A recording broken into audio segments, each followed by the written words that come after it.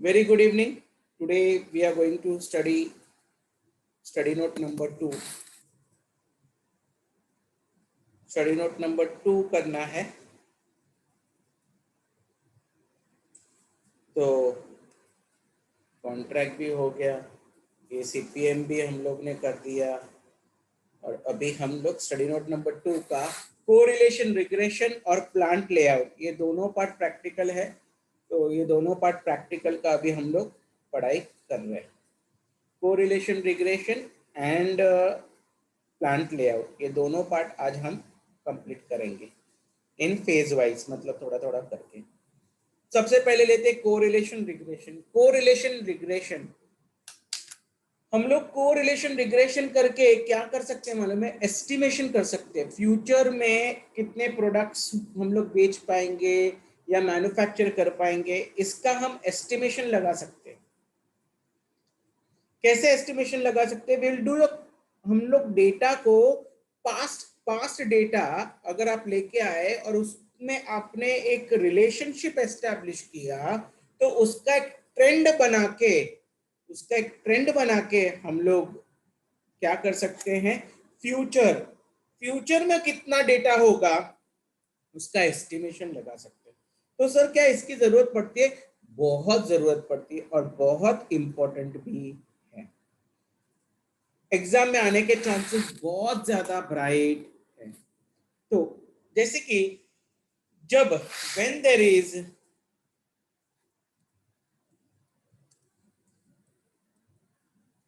Is one data only, एक ही data है, मतलब जिसका प्रिडिक्शन करना है उसका पास्ट डेटा दिया है.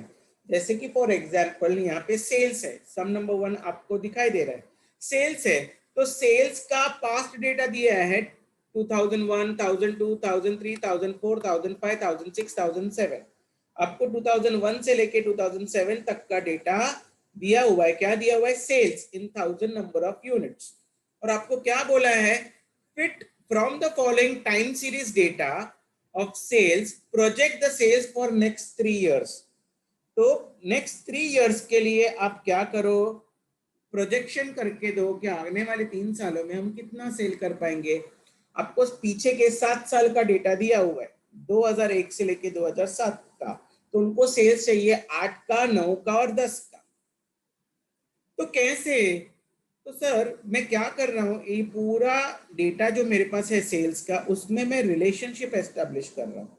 कैसे रिलेशनशिप एस्टेब्लिश करेंगे ये ध्यान देंगे. दैट इज,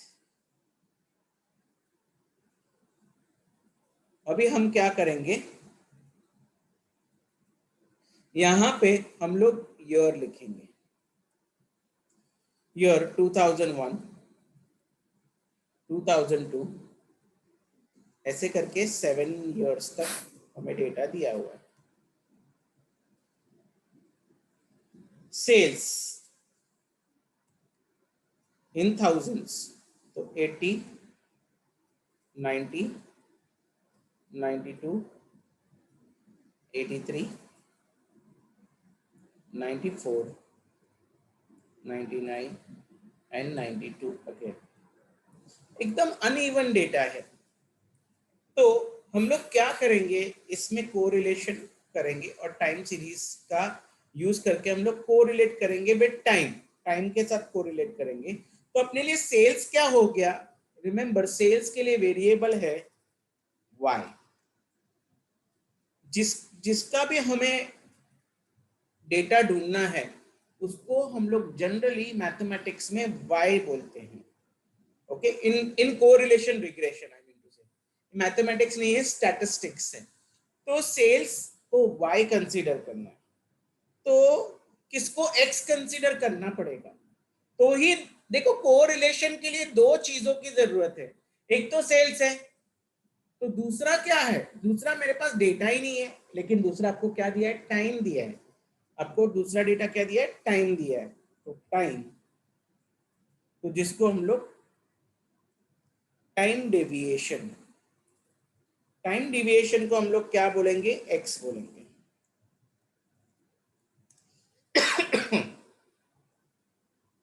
अभी टाइम देखो, वर्ड है डेविएशन, वो डेविएट करना है, तो डेविएट कैसा करना है ये आपको सीखना पड़ेगा।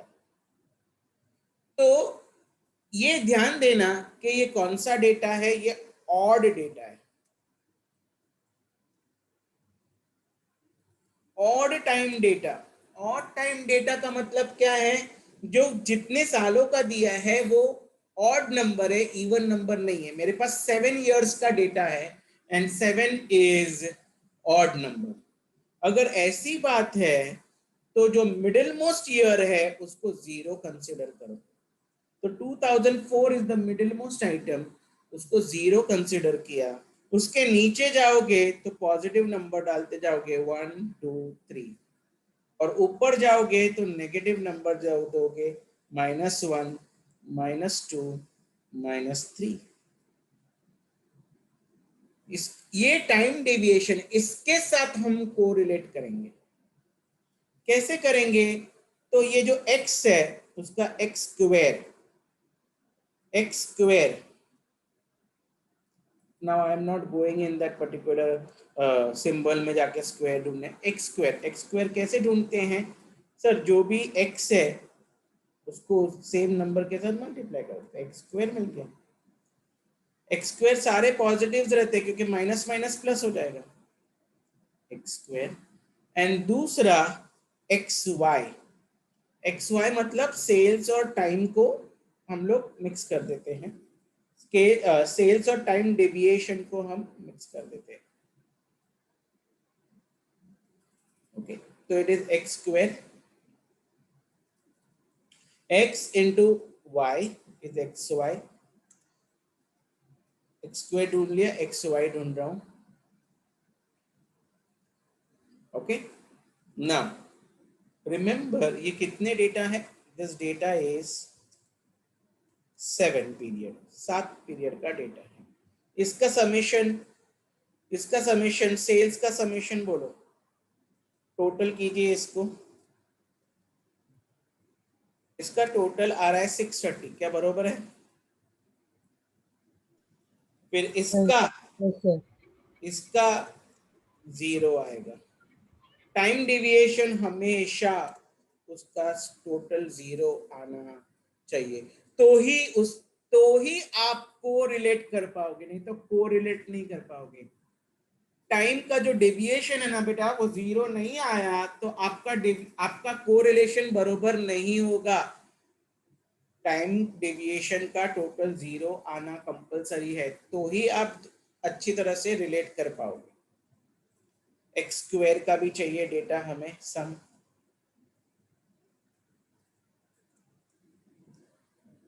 और एक्स वाई का भी चाहिए। इतना मेहनत क्यों कर रहा है, ऐसा करते रहो। ठीक है, चलो ढूंढ लिया। अब रिग्रेशन कैसे करते हैं, तो रिमेंबर उसका हम लोग ने ऑलरेडी सीखा है, y is equal to a plus, मैं सब कैपिटल में लिख रहा है लेकिन आपको छोटे में लिखना है, छोटा y इज इक्वल छोटा a प्लस छोटा b प्लस छोटा x, तो it should be a plus bx। तो जिसमें a और b कांस्टेंट है, जिसमें a और b कांस्टेंट है, ओके हाँ ओके, तो जिसमें a और b क्या है, कांस्टेंट है।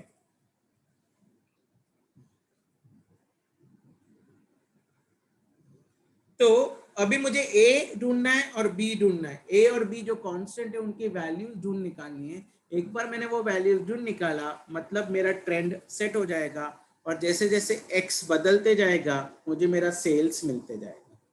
तो a कैसा मिलेगा, तो sir a is average, average sales, a is equal to average sales.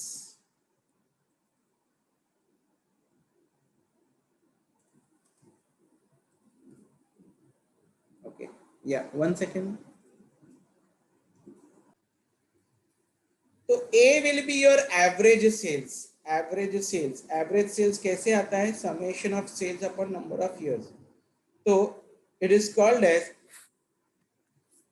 कैसे कैलकुलेट करते हैं एवरेज से?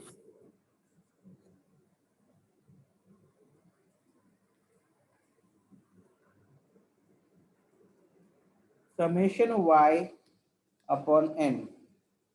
Okay, and correlation coefficient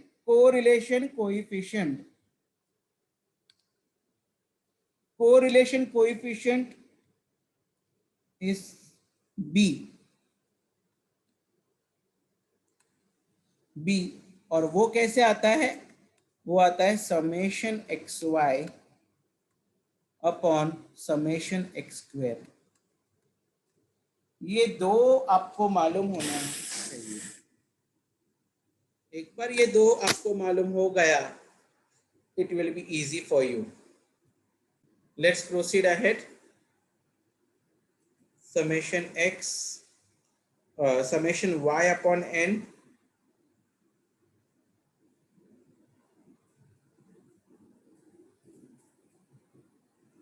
Summation y upon n and summation xy upon summation x square. चलो summation y कितना है? summation y बेटा it is 630 divided by 7 and this is 56 divided by summation x square, that is 28. तो चलो ये find out कर लेते हैं। 90 लोग मैं यहाँ पे लिख देता हूँ बेटा, या मैं थोड़ा मेरे पास एक्सेल है तो मैनेजेबल है। आंसर है 90 and 2। तो मेरा इक्वेशन रेडी हो गया, ट्रेंड रेडी हो गया। I have fit a linear trend that y is equal to a is 90 plus b that is 2x। तो जैसे तुम्हारा x चेंज होते जाएगा तुमको तुम्हारा सेल्स मिलते जाएगा। तो what you have done, you have fit a regression value और you can see linear trend. तो चलो मुझे 2007 तक तो मिल गया, मुझे 3 साल का चाहिए। 2008, 2009 एंड 2010। तो इसमें x की वैल्यू क्या होगी? सर x की वैल्यू 7 के लिए क्या था? बोलो, x की वैल्यू 7 के लिए क्या था? 3। तो 8 के लिए क्या होगा? ऊपर देखो ना, 0 1 2 3 है ना, 4 4 के लिए 5 6 और 10 के लिए 6। ये हो गया टाइम डेविएशन। अगर ऐसी बात है, this is your value of x, ऐसी बात है तो अब मैं y की वैल्यू ढूंढ सकता हूं। देखो y कितना होगा? इक्वेशन मैंने ऊपर सेट करके रखा है, ये इक्वेशन, ये है ना इक्वेशन। तो इक्वेशन वैल्यू है, रेडी है। x जैसे जैसे चेंज होते जाएगा तो y is equal to 90 plus bracket 2 multiply by whatever is the value of x, so it will be 458। नहीं, मैंने ब्रैकेट क्लोज नहीं किया लगता है। ब्रैकेट अगर ओपन किया है तो ब्रैकेट क्लोज करना चाहिए। हाँ, मैंने वहां पे 9 कहाँ से गया, 2 आना चाहिए। Yes 98, this is right. बस ये ढूंढते जाओ, 98 100 102 मतलब 98,000, 1 lakh in the second year and 1,02,000 in the third year। क्या आपको ये समझा है? Yes sir। Great।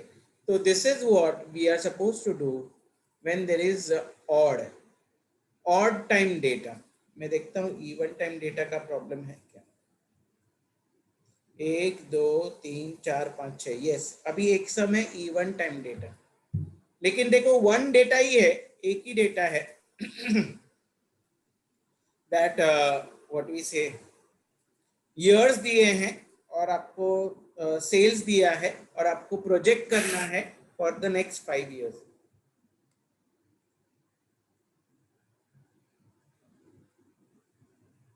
for the next 5 years.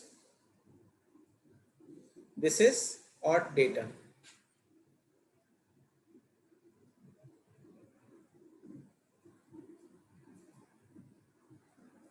This is odd time data.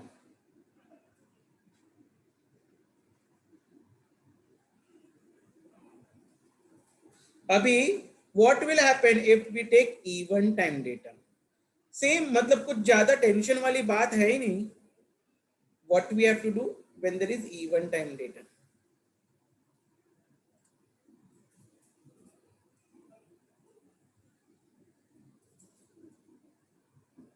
So let us take the second example, even time. Odd के जगह पे अभी क्या आ जाएगा? Even time. Year 1002 से 1007, मतलब सिर्फ ये गया.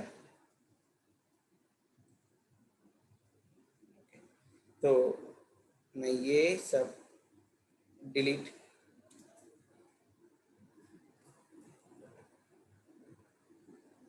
ये दोनों को ही डिलीट करने की जरूरत है. चलो, बाकी सब तो ऑटोमेटिकली जाएगा. हाँ, डेटा सेल्स क्या है? 100, फिर 110, फिर 115, फिर 120, फिर 135 एंड 140. टाइम डेविएशन सर अभी क्या था? ऑड में प्रॉब्लम नहीं था. ऑड में क्या है सर? जो मिडिल मोस्ट है उसको 0 ले सकते हैं. इवन में मिडिल मोस्ट है ही नहीं. अगर मिडिल मोस्ट नहीं है सर तो आपको 1 से चालू करना पड़ेगा. आपको क्या करना पड़ेगा? 1 से चालू करना पड़ेगा, 0 को छोड़ देना है. If you are leaving one number, remember whole numbers है, if you are leaving one number तो आपको नेक्स्ट नंबर हमेशा एक स्किप करना पड़ेगा, तो ही आपका टाइम डेविएशन परफेक्ट बैठेगा. नहीं तो टाइम डेविएशन 0 नहीं होगा. देखो, आपको मैंने क्लियरली बोला है, अगर आपको कोरिलेशन कोएफिशिएंट बिठाना है, ओके, रिग्रेशन करना है, रिग्रेस करना है, तो उसके लिए टाइम डेविएशन का 0 होना जरूरी है. If you are doing with time, अगर तुम टाइम के साथ कर रहे हो तो की बात है, तो उसके लिए 0 होना जरूरी है. तो यहां पे n is equal to 6. n is equal to 6. तो क्या करने का सर? 2004 यहां से -1 चालू होगा और 2005 यहां से +1 चालू होगा. आपने क्या किया? 0 को स्किप किया. तो जब आप ऊपर जाओगे तो भी एक एक नंबर स्किप करने का, और नीचे आओगे तो भी एक एक नंबर स्किप करने का. मतलब 1 के बाद 2 है तो 2 स्किप हो जाएगा, ये -3 हो जाएगा और ये -1, सिमिलरली ये 3 हो जाएगा. 35. ऑटोमेटिकली तुम्हारा टाइम डेविएशन 0 है. और फिर स्क्वायर आया, स्क्वायर का टोटल है 70 और ये XY है. ओके, ये सब आ गया, रेडी है. अभी हम लोग वही दो इक्वेशन, वो इक्वेशन एक्चुअली क्या है? y is equal to a plus bx. याद है लर्निंग कर्व में भी यही इक्वेशन था. एनीवे, जब तो आप यहाँ पे आ जाइए. आपको a की वैल्यू ढूंढनी है और b की वैल्यू ढूंढनी है. What is a? Sir a is average sales, मतलब समेशन XY अपॉन n. तो अब मैं वो लिखने नहीं बैठता हूं, आप लोग ने वहां पे लिख दिया रहेगा ऐसा मुझे लगता है. तो Yes, a sir. To summation x divided by n. तो summation x Sir, is summation y ना? समेशन y बेटा 720 divided by 6 summation y upon n. And b, b क्या है? b is summation xy upon summation x square. Summation xy is 280 divided by summation y 70. तो चलो ये values यहाँ पे लिख लेते हैं, यहाँ पे इक्वल टू और यहाँ पे भी इक्वल टू, और मेरे पास वैल्यू आ गई। तो मेरा इक्वेशन रेडी है बेटा। इक्वेशन क्या है? y is equal to 120 plus 4x। y is equal to 120 plus 4, ठीक है। एंड नाउ मुझे कितने साल के लिए चाहिए? 5। तो 2008, 2009, ऐसे 5 साल के लिए चाहिए। ओके, 2012 रेडी है। तो x, चलो x बोलो बाय। नीचे जा रहे हैं ना, 1 हो गया, 3 हो गया, 5 हो गया, अभी 7, 9, 11, 13, 15। मैंने एक एक नंबर स्किप किया। अभी y ढूंढ निकालो बेटा। y का इक्वेशन तो हमारे पास है, y is equal to 120 plus into bracket 4 multiplied bye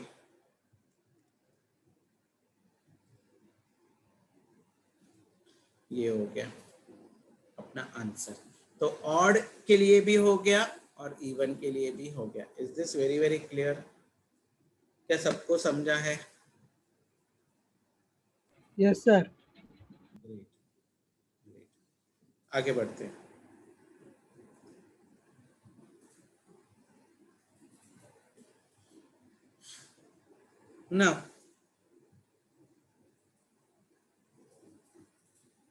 Now we'll go for next type. Sir ये तो वैसा था, this both were the example of when there is one data only. Now there is two data. अब मुझे, मेरे पास दो variables होंगे।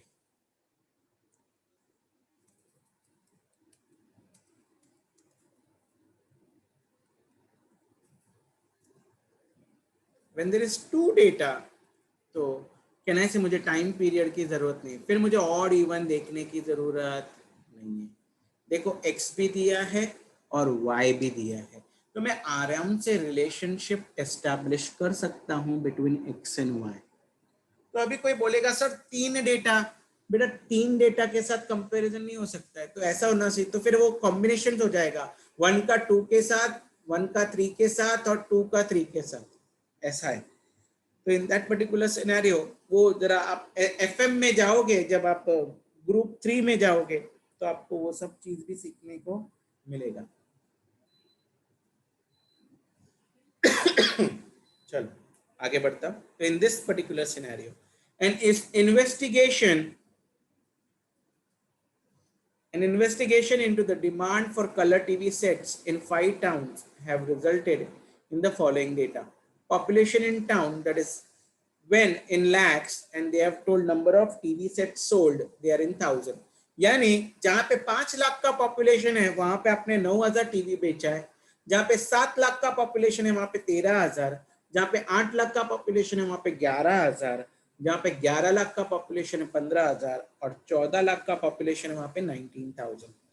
Fit a linear regression. Regression is always basically y on x, क्योंकि आपको y का वैल्यू ढूंढना रहता है। ये डिसाइडेड करके रखा हुआ है उन्होंने। Estimate the demand for TV sets for the town with population of 10 and 20। देखो वहां पे x ढूंढने की जरूरत नहीं पड़ती थी, x हम लोग लिख लेते थे, 5 साल तो हम लोग गटागट टाइम डिविजन लिख देते थे।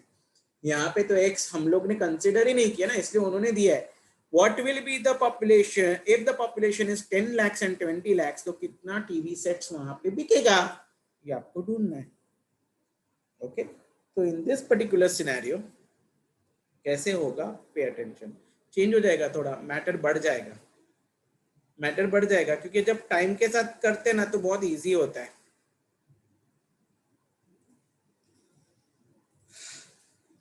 पॉपुलेशन, जिसको हम लोग x बोलते हैं, क्योंकि उन्होंने तो पॉपुलेशन दिया है, हमको तो y ढूंढना है ना, y को ढूंढने का रहता है जनरली। एंड सेल्स या डिमांड बोलो, what will be the demand, that is y. Yes, अभी in this particular scenario, चलो x क्या है, 5 7 8 11 14 9 13 11 15 19। यहाँ पे अब मुझे काउंट करने की जरूरत नहीं है सर, और डेटा है, इवन मुझे कोई जरूरत, because I am not finding time deviation, so for me it is not important.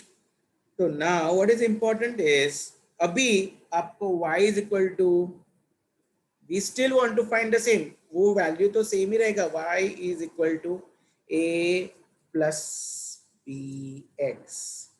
You need to find how should I find a and how should I find b. Excuse me.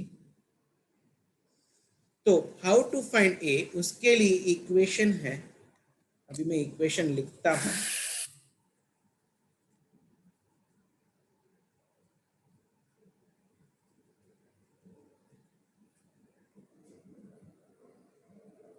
Okay, hold on please, मैं draw, yes I am ready. अभी equation change हो जाएगा, अभी ऐसा आएगा, summation y is equal to NA plus summation plus b summation x। Summation y is equal to NA plus b summation x, and दूसरा summation xy,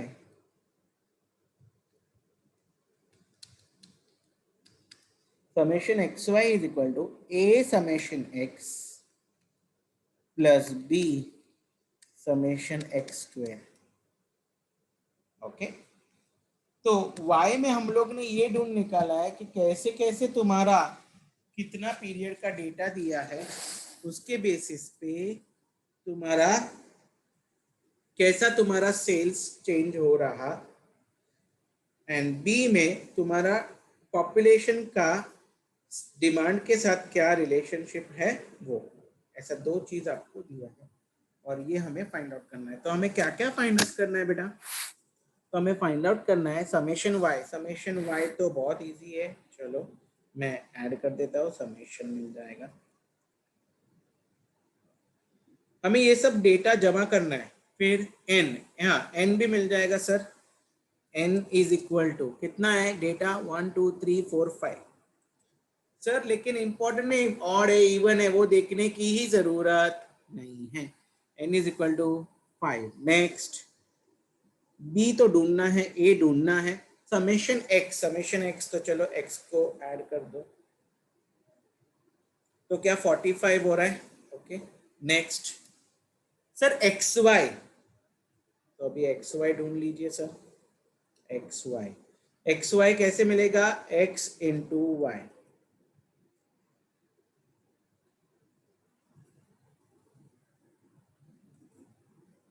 x into y. Okay,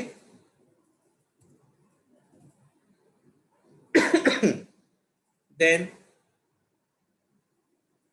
xy मिल गया, summation x मेरे पास है, summation x square चाहिए,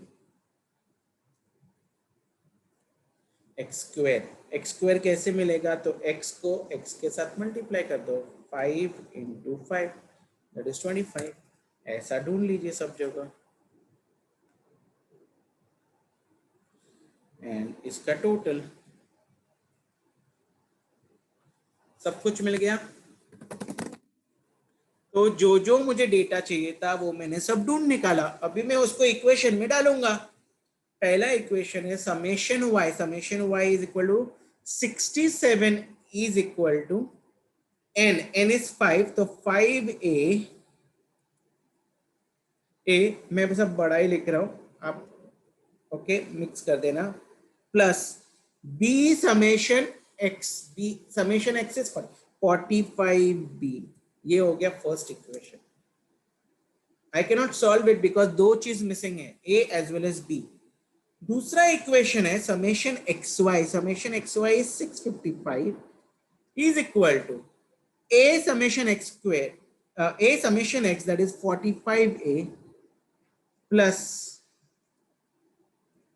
B summation x square, that is 455B.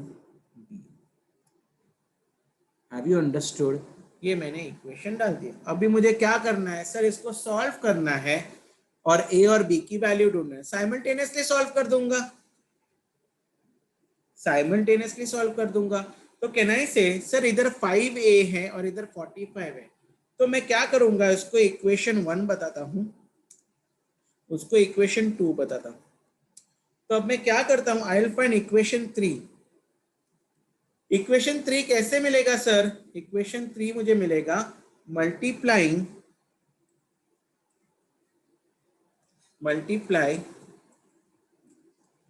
Equation 1 with 9. Sir काई को 9, क्योंकि ए जो है ना वो 5A है. अगर मैं उसको 9 से मल्टीप्लाई कर देता हूं तो 45A हो जाएगा. अगर 45A उधर है, नीचे भी 45 है, इक्वेशन माइनस कर दूंगा तो ए कैंसिल हो जाएगा, तो बी की वैल्यू मिल जाएगी. तो चलो कैलकुलेट करते हैं. तो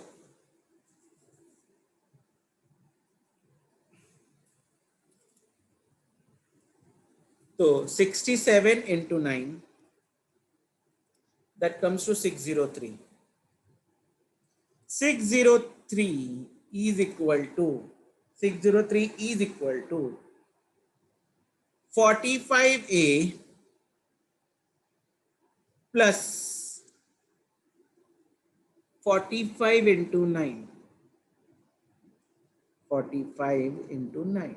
That comes to 405.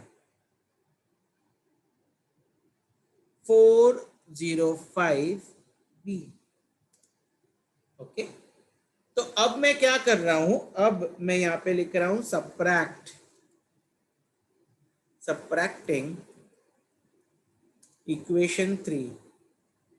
इक्वेशन 3 को फ्रॉम इक्वेशन 2, इक्वेशन 2 में से माइनस कर दो. तो क्या हो जाएगा सर, 655 माइनस 603, तो कहना है से 52 मिल जाएगा sir. 52 is equal to 45A cancel हो जाएगा, 455 माइनस 405, तो कहना है से 50B मिल जाएगा. तो अब मुझे B की वैल्यू मिल जाएगी, therefore B is equal to 52 divided by 1.04. 50. अच्छा वो क्या वैल्यू है, Yes, sir. तो 52 divided by 50, that comes to 1.04 exact. अभी substitute the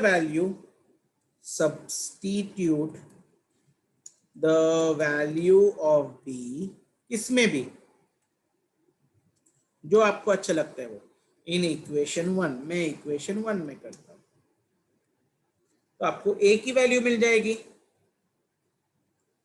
तो आपको 67 is equal to 5A plus 45B. तो मैं जरा 45 को इंटू 1.04 मल्टीप्लाई करता हूँ,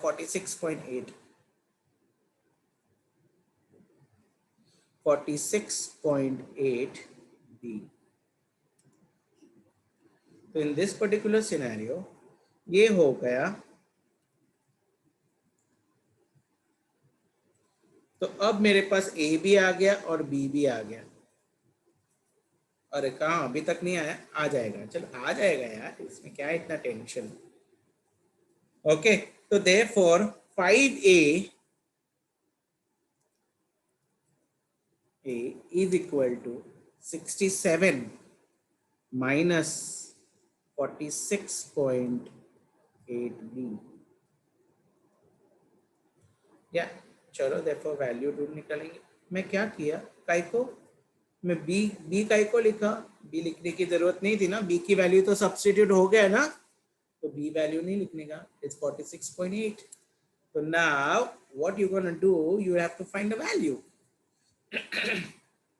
तो what is 67 minus 46.8, that is how much, 9.2 बरोबर 46.8, that is 20.2, because 67 and 40 है ना, तो मुझे लगा 56.8, okay, तो it is 9.2 and नहीं, it is 20.2, चलो that's all.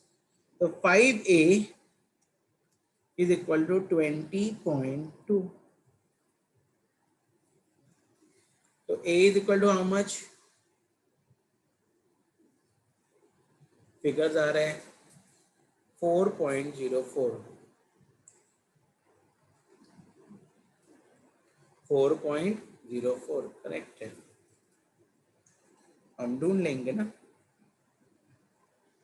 Therefore a is equal to 20.2 divided by 5, and that comes to 20.2 divided by 5, 4.04। तो अभी a की भी वैल्यू मिल गई और b की भी वैल्यू मिल गई, मेरा इक्वेशन रेडी है, y is equal to bx।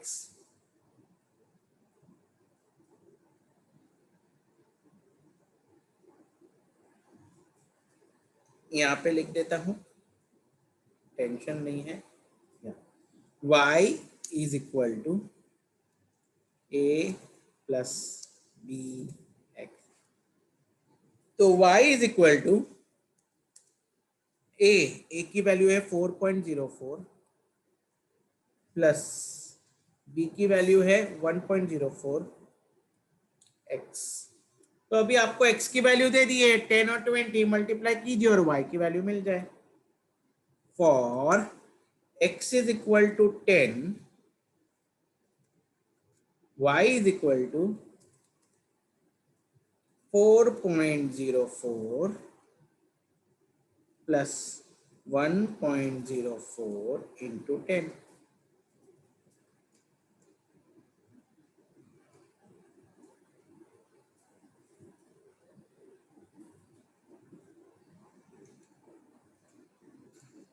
तो कितना है आंसर,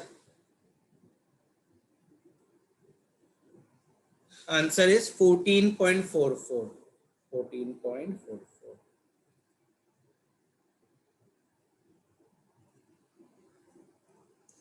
और बी बोल दीजिए, when for x is equal to 20, x is equal to 20, तो 4.04 प्लस 1.04 इंटू 20 हो गया। तो इसका आंसर कितना आया भाई, इसका आंसर आ रहा है 28.84, 24.84, ऐसा आंसर आ रहा है 24.84 हो गया। तो 14.44, 24.84। तो कहने से अभी आप आराम से, हम लोग ने आपको रिलेशन रिग्रेशन ये 3 सम प्रैक्टिस करके जाओगे एग्जाम में, आराम से आप आगे के सम सॉल्व कर पाओगे। Is that very very clear? ठीक है, okay, this was correlation regression. Now we go ahead with plant layout. Plant layout हो गया, मतलब अपना काम खत्म, जहां तक स्टडी नोट 2 का सवाल।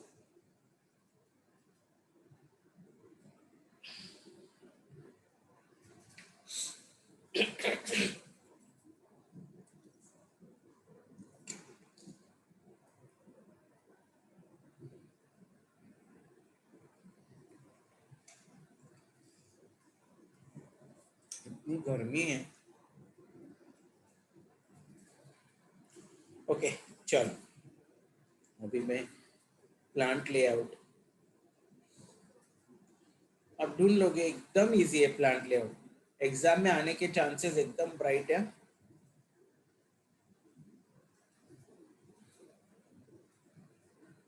सर मॉक टेस्ट में ना सब छोटा छोटा जो टॉपिक है ना सब उसी में से पूछा था। क्या हो गया, सब छोटा छोटा? जो जो मतलब छोटा छोटा आपने टेक्स्ट मॉड्यूल से कराया था ना हाँ, उसमें से ही पूछा था। वेरी गुड वेरी गुड, लेकिन आपको आना चाहिए, हमने किया है, इजी है। हम्म। अरे ओएम डिफिकल्ट कहाँ है?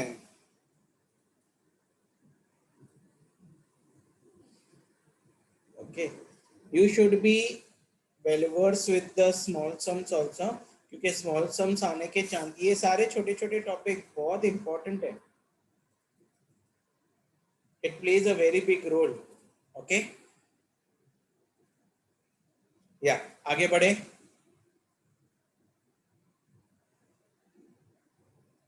ये भी एग्जाम में, पास एग्जाम में आ चुका है,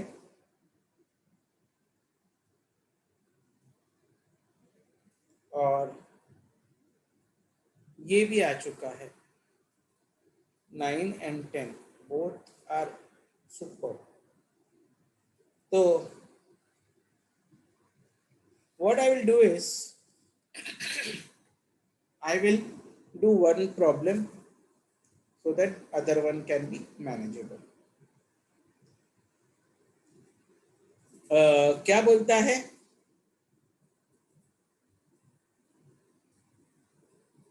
Present layout is shown in the figure। The manager of the department is intending to interchange the department C and F। इसमें C and F इंटरचेंज करने को बोला, तो चलो let's see. In the present layout, the handling frequencies between the department is given below। All the departments are of the same size and configuration। The material handling cost per unit length travel between the department is the same। What will be the effect of interchange of department C and F in the layout? मतलब C की जगह F आ जाएगा और F की जगह पे C। तो हम लोग प्रेजेंट लेआउट का कॉस्ट ढूंढेंगे, और रिवाइज लेआउट कर दिया तो कॉस्ट ढूंढेंगे। जहां पे कॉस्ट अगर बढ़ गया तो हम लोग नहीं रेकमेंड करेंगे, अगर कॉस्ट कम हो गया तो हम लोग रेकमेंड करेंगे। That's all. पॉजिटिव, अगर पॉजिटिव है आंसर तो कॉस्ट बढ़ गया तो हम लोग बोलेंगे मत इंटरचेंज करो, effect will be increase in cost. अगर कम हो गया तो effect will be decrease in cost. चलो कैसे करते हैं?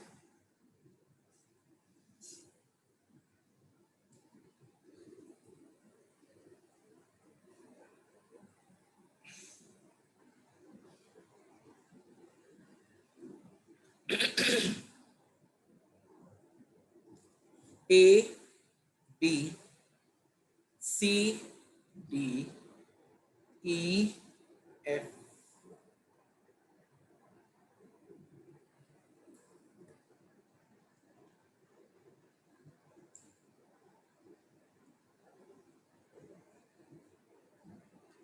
ओके चलो आई एम रेडी। अभी अगर ऐसा सिनेरियो है तो कॉस्टिंग कैसे होगा, तो कॉस्ट कैसा होगा जरा ध्यान दीजिए प्लीज। मैं क्या कर रहा हूँ ना, मैं जैसे हम लोग ने ट्रांसपोर्टेशन में किया था, कितने टाइप के कॉम्बिनेशंस बनेंगे, मैं अभी क्या ले लेता हूं। अभी उन्होंने और एक टेबल दिया है, प्लीज ध्यान दीजिए। ए, फिर A B C D E and F, इन सबके cost A B C D E F.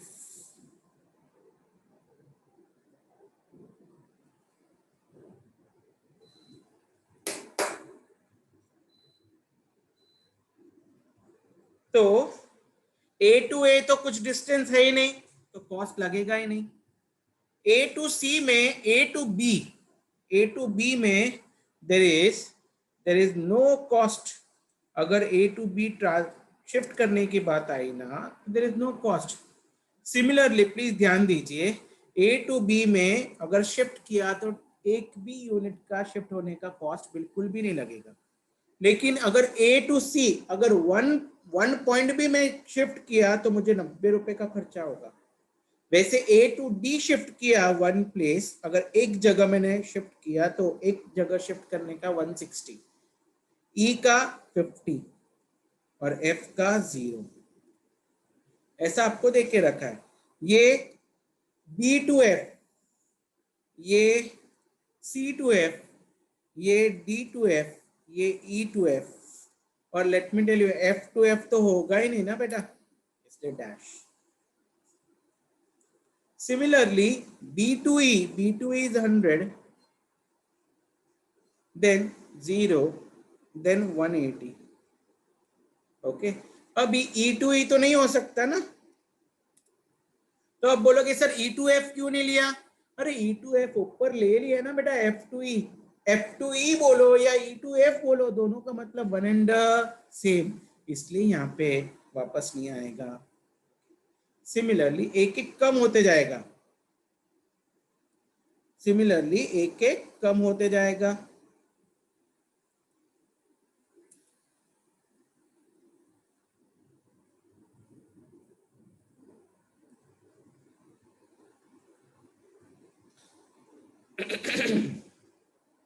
Ninety, ये 70, ये 0, ये 20। तो सर ये सबके कॉस्ट है। अभी आपको पॉइंट्स देना है, पॉइंट्स या कितने जंप, यहां से वहां जाने के लिए आपको कितना जंप करना है।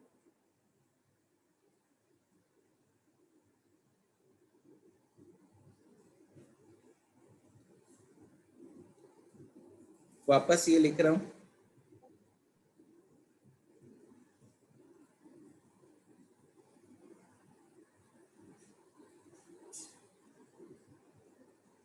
ए टू बी जाने के लिए कितने जंप्स की जरूरत है आपको?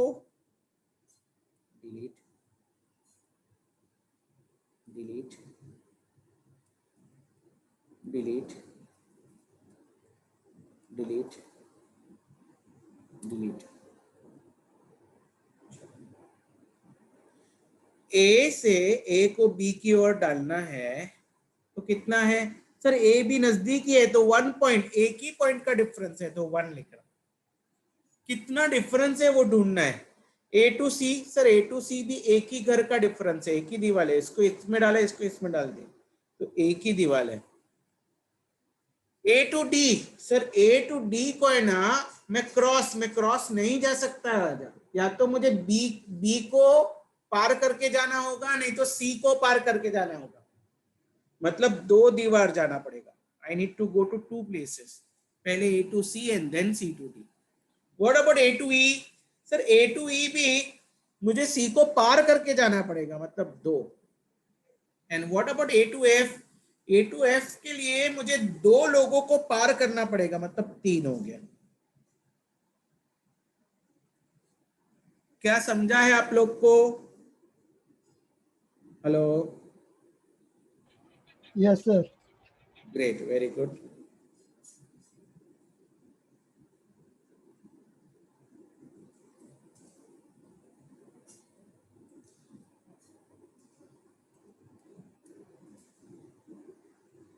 तो चलो आगे बढ़ते हैं। अभी बी टू सी के लिए ए को पार करना पड़ेगा, इसलिए 2 हो गए।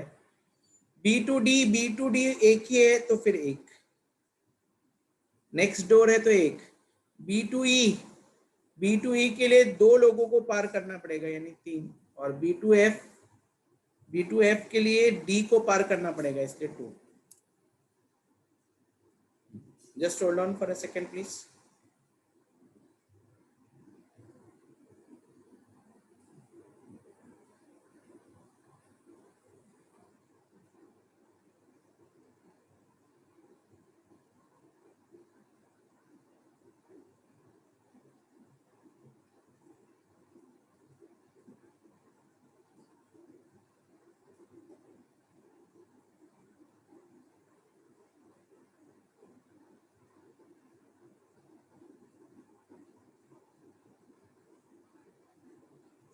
तो आगे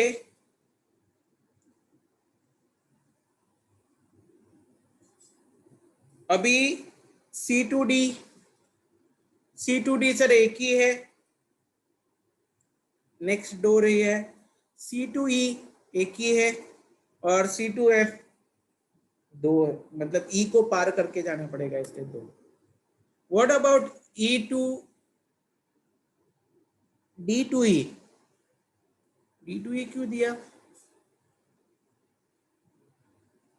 हाँ बरोबर D2E, क्योंकि वो ऊपर C2E था। चल D2E को C पार करना पड़ेगा यानी दो, एंड D2F यानी 1, एंड E2F यानी 1 हो गया। यहाँ पे आपको डिस्टेंस पता चल गया और ये डिस्टेंस का कॉस्ट पता चल गया। अभी आपको सिर्फ कॉस्ट कैलकुलेट करना है। कॉस्ट कैसे कॉस्ट कैलकुलेट करोगे?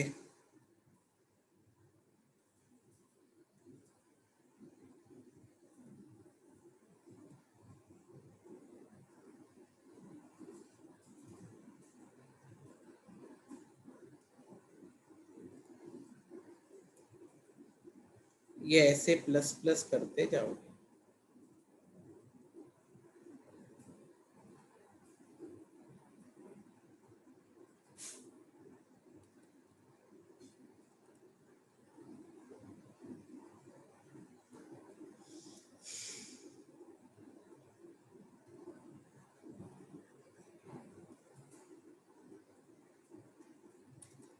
ब्रैकेट डालना क्यों बोलता हूँ, या अभी हो जाएगा।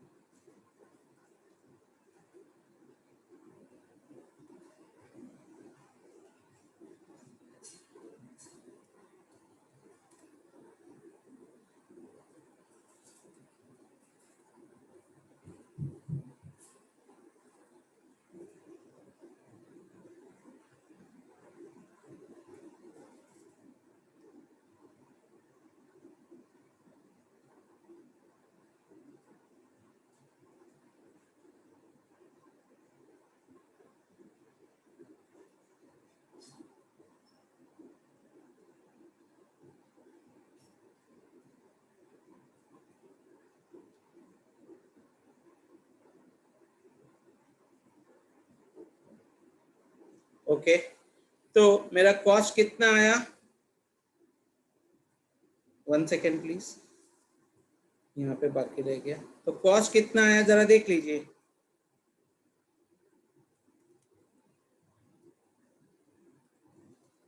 तो इट इज 1640। अभी C के जगह पे F को डालिए और F के जगह पे C को डालिए। कॉस्ट वैसे का वैसा रहेगा, नंबर ऑफ पॉइंट्स बदल जाएगा। तो अगर कॉस्ट बढ़ गया तो हम ना बोलेंगे, कॉस्ट कम हो गया तो हम बोलेंगे।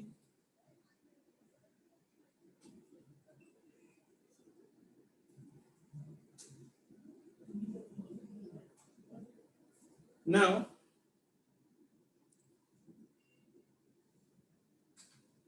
चलो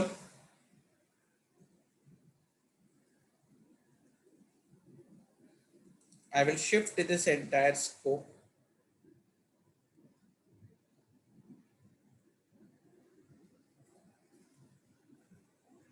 यहाँ पे शिफ्ट कर देता हूं, मतलब हमें समझ जाएगा। अभी क्या बोला है न्यू में क्या बोला है? F के जगह पे C हो जाएगा और C के जगह पे F हो जाएगा। ये कॉस्ट को बदलना नहीं है, लेकिन इसको बदलना पड़ेगा।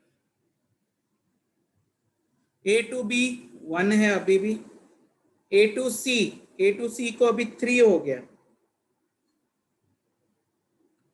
A to D 2, A to E 2 और A to F 1। Now B2C is 2 बरोबर है, B2D is 1 बरोबर है, B2E is 3 and B2F is 2 बरोबर, उसमें कोई चेंज नहीं है। C2D is 1, C2E is 1, C2F is 2 बरोबर है। D2E is 1 now, नहीं, D2E is अभी भी 2 and D2F is 1. What about E2F? E2F is 1. तो सर कॉस्ट कितना हो गया? 1820. पहले कॉस्ट कितना था? 1640. कॉस्ट बढ़ गया। वी विल से दैट मत करो इंटरचेंज, नहीं तो आपका कॉस्ट बढ़ जाएगा। कॉस्ट कितना बढ़ जाएगा? 1640 टू 1820, 180 रुपया कॉस्ट बढ़ जाएगा।